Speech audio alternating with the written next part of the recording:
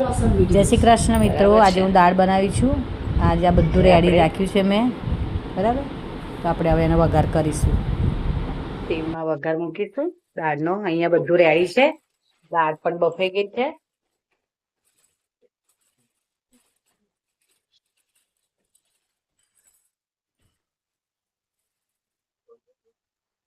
અહીંયા દાળ રેડી છે. દાળ બોલું તો દાળ ઉપર મૂકજો, બરાબર. એમણે આ દાળ બનાવીને બાફીને રેડી જ રાખી છે. અહીંયા બધો એમણે મસાલો પણ રેડી કરી રાખ્યો છે. ટામેટા, મરચા, મેથી, સૂકા મરચા, લીલા મરચા અને આ મસાલો બધો રેડી રાખ્યો છે. હવે હું એમને દાળની તૈયારી કરું છું. એમને તપેલી મૂકી દીધી છે. ગેસ પણ ચાલુ કરી દીધો છે. હવે હું દાળનો મસાલો કરીશ એકદમ ફર્સ્ટ ક્લાસ. જેમ કે આપણે ગુજરાતી મેરેજમાં જાઓ ને ગુજરાતી દાળ કેવી ખાઈએ છીએ એવી ટેસ્ટી બનાવીશ, બરાબર. તો આપણે હવે તેલનો વઘાર મૂકી દીધો છે. પહેલા આપણે મેથી નાખવાની છે, બરાબર.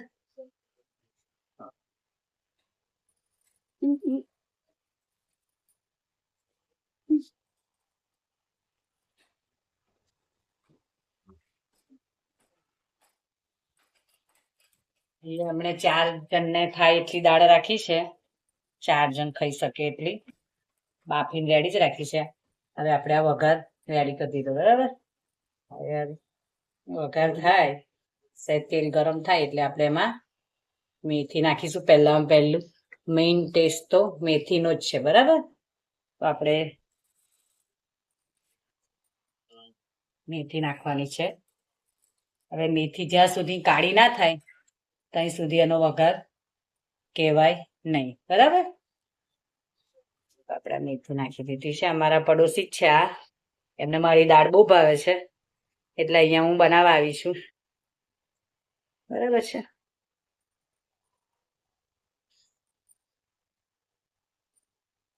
જો ફ્રેન્ડા વઘાર થઈ જવા આવ્યો છે. મેથી એકદમ કાળી થઈ ગઈ છે, બરાબર. તો આપણે હવે રાઈ નાખવાની છે.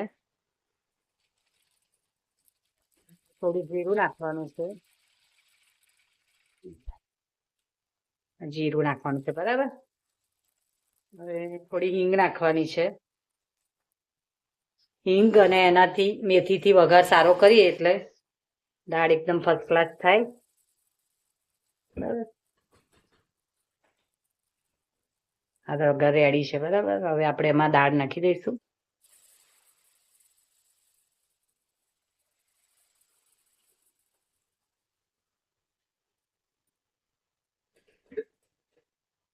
હવે આપણે એમાં મસાલો કરીશું, બરાબર છે. હવે અહીંયા ટામેટા બધું રેડી છે. ટામેટા, લીલા મરચા નાખવાના છે. ધાણા આપણે ઉપરથી ગાર્નિશ કરીશું. હવે આપણે મરચું નાખવાનું છે. લીલા મરચા નાખીએ એટલે મરચું થોડું ઓછું નાખવાનું છે, બરાબર. આ ગુજરાતી દાળ એકદમ ફર્સ્ટ ક્લાસ, ખાવાની મજા આવશે.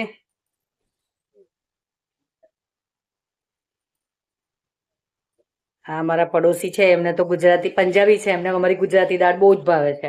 તો હું ઘડીએ ઘડીએ અહીંયા બનાવવા આવું છું. તો આજે મેં કીધું અહીંયાથી જ વિડીયો બનાવી લઉં દાળનો. તો આજે મેં ગુજરાતી દાળ બનાવું છું. તમને પસંદ આવશે એકવાર મારા રીતથી. આમાં મેઇન શું નાખવાનું છે હું તમને કહી દઈશ.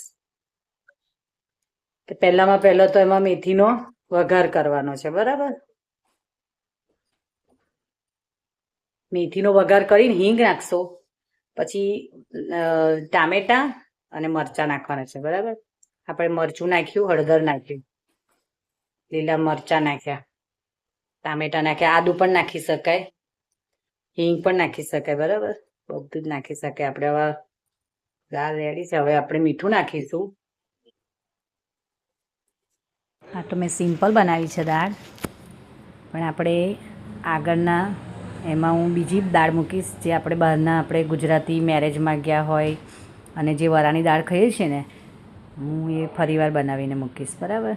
અત્યારે તો આ સિમ્પલ બનાવી છે મેં, આમાં કંઈ એટલું બધું નાખ્યું નથી. આ સાદી દાળ છે, બરાબર. અને નેક્સ્ટ ટાઈમ આપણે વરાની દાળ બનાવીશું. હવે મીઠું નાખવાનું બાકી છે. આપણે 2 ચમચી મીઠું નાખવાનું છે.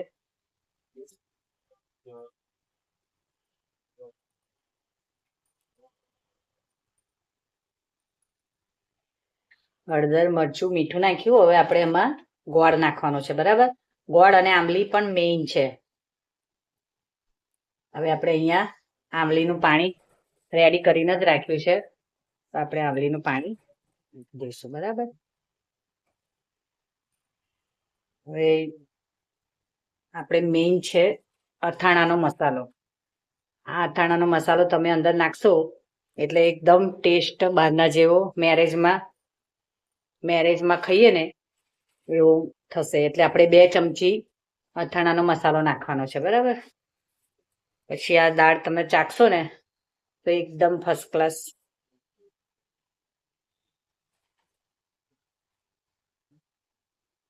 આ 2 ચમચી આપણે અથાણાનો મસાલો નાખ્યો, બરાબર. હવે આપણે ગોળ રહ્યો છે, આંબલી પણ નાખી,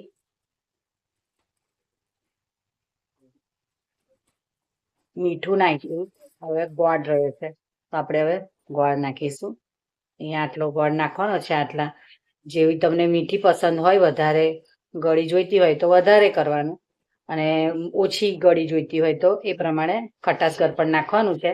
પણ મેઇન આમાં મેથીનો વઘાર જોઈએ અને અથાણાનો મસાલો, આ 2 મેઇન છે, અને ગોળ આંબલી. બસ આટલું નાખશો એટલે દાળ તમારી ગુજરાતી એકદમ ખાવાની તમને મજા આવશે, બરાબર. તો આપણી આ ગુજરાતી દાળ રેડી થઈ ગઈ છે. હવે એમને આપણે 5-10 મિનિટ ઉકળવા દઈશું.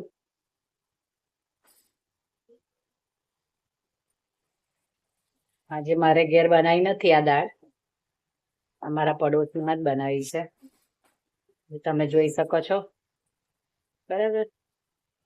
આવી રીતના પહેલેથી હું તમને મસાલાનું કહી દઉં કે દાળ બાફેલી રેડી રાખી, પછી એમાં વઘારમાં મેથી, જીરું અને રાઈ નાખવાની છે. મેથી કાળી થાય પછી જ રાઈને જીરું નાખવાનું. પછી દાળ અંદર ગ્રાઇન્ડરથી કરી દો તો પણ ચાલે. પછી આપણે એમાં વઘાર દેવાની છે, બરાબર. વઘાર્યા પછી એમાં હળદર, મરચું, મીઠું, પછી ગોળ આંબલી અને અથાણાનો મસાલો, બરાબર. આ બધું આપણે અંદર એડ કરવાનું છે. તો પછી આવી રીતના દાળ રેડી થઈ જશે. અથાણાનો મસાલો ખાસ નાખજો. તમારી દાળ એકદમ ગોળ અને આંબલી અને અથાણાનો મસાલો આ 3 હશે તો એકદમ ટેસ્ટી દાળ તમે બહાર મેરેજમાં ખાવ છો ને એવી જ દાળ થશે. હવે આ ઉકળી રહી છે. હવે આપણે આને 5-10 મિનિટ ઉકાળશો એટલે એકદમ ટેસ્ટી થઈ જશે. અને ગરમ મસાલો નાખવાનો છે. ગરમ મસાલો એ આપણે છેલ્લો થોડોક નાખવાનો છે, બરાબર. એ તમારે જો બહુ તીખી જોઈએ તો 1 ચમચી 2 ચમચી નાખવાનો, અને ઓછી તીખી જોઈએ તો 1 ચમચી, બરાબર. વધારે જોઈએ તો 2 ચમચી નાખવાનો. એટલે આપણે આ દાળ ગુજરાતી રેડી છે, બરાબર. એકવાર ખાશો તો તમે યાદ કરશો કે ભાઈ દાળ બહુ ફર્સ્ટ ક્લાસ થઈ છે. અને અમે બીજાના ઘરે આવીને જ બનાવી છે. તો હવે આપણે આ દાળ રેડી થઈ ગઈ છે. તો આવી જ રીતના મારી બધી વાનગી જોવા માટે મારી ચેનલને સબસ્ક્રાઈબ કરો, લાઈક કરો અને કોમેન્ટમાં જણાવજો કે દાળ કેવી થઈ હતી, બરાબર છે. જય શ્રી કૃષ્ણ મિત્રો. રાધે રાધે. Thank you.